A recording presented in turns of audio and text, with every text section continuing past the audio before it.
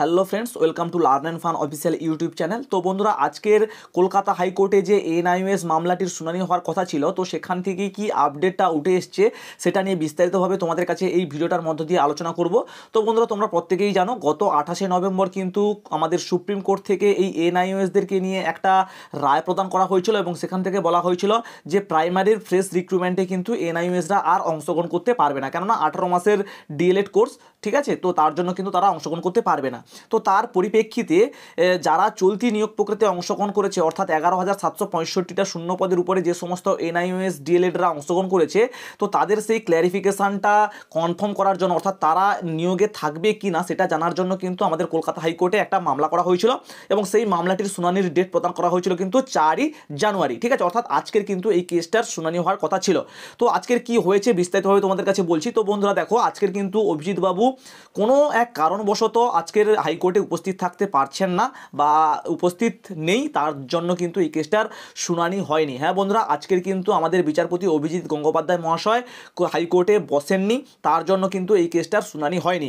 তো পরবর্তীতে একটা নোটিশ আকারেও কিন্তু জানিয়ে দেওয়া হয়েছে যে যে সমস্ত আর্জেন্ট ম্যাটারগুলো রয়েছে, অর্থাৎ অভিজিৎ বাবুর বেঞ্চে যে সমস্ত আর্জেন্ট ম্যাটারগুলো রয়েছে সেগুলো কিন্তু অন্য একজন বিচারপতি হ্যান্ডেল করবে, কিন্তু এই এনআইওএস কেসটা কিন্তু হ্যান্ডেল করবে না। অর্থাৎ পরবর্তীতে যখন আবার অভিজিৎ গঙ্গোপাধ্যায় নতুন করে বসবে, অর্থাৎ পরবর্তী যেদিন অভিজিৎ গঙ্গোপাধ্যায় বসবে সেই দিন কিন্তু এই কেসটার শুনানি হবে, কেননা এটা একটা ফিক্সড ম্যাটার, ঠিক আছে।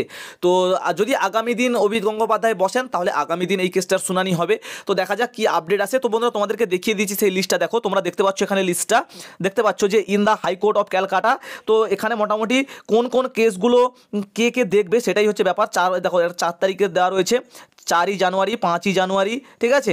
তো তারপরে এখানে মোটামুটি দেওয়া রয়েছে। তো এই যে বিষয়টা দেখো এখানে রয়েছে 4 জানুয়ারি 2024 দেখো অনারেবল জাস্টিস বিশ্বজিৎ বসু কিন্তু অভিজিৎ গঙ্গোপাধ্যায়ের যে কেসগুলো রয়েছে সেই কেসগুলো কিন্তু দেখবে, ঠিক আছে। অর্থাৎ তার লিডারশিপে মোটামুটি কিন্তু আজকের এই কেসগুলো মানে শুনানি হবে, অর্থাৎ যেই কেসগুলো কিন্তু আর্জেন্ট বেসিসে রয়েছে, অর্থাৎ অভিজিৎ গঙ্গোপাধ্যায়ের বেঞ্চে যে সমস্ত কেসগুলো আর্জেন্ট বেসিসে রয়েছে সেগুলোর শুনানি কিন্তু হবে বিশ্বজিৎ বসু উনার বেঞ্চে।